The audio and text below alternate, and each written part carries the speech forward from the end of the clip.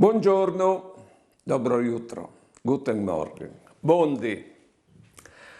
Sicché, ieri in due chiariesars, ieri in dogne, e si erano innamorati di che l'altri, ma non arrivavano a tocchiarsi, a potervi salutarsi, a potervi cimiarsi, a potervi fevelarsi, e si volevano bene, ma non potevano tocchiarsi.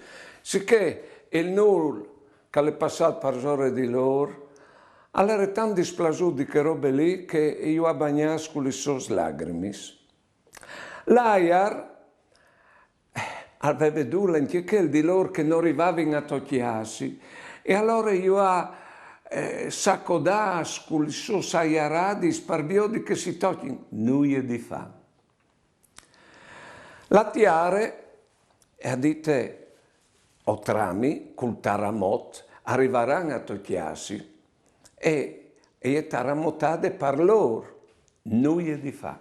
E erano dispiaciuti, il nulla, l'aiar e la tiare, che i due lì non arrivavano a tocchiarsi con tutto il ben che si volevano.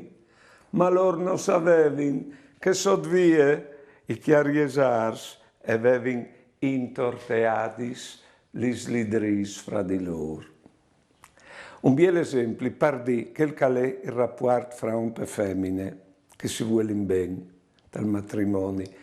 Non si sa c'è che io tengo d'ogni, alle altre di misterioso, sottovie, che forse non sanno neanche loro.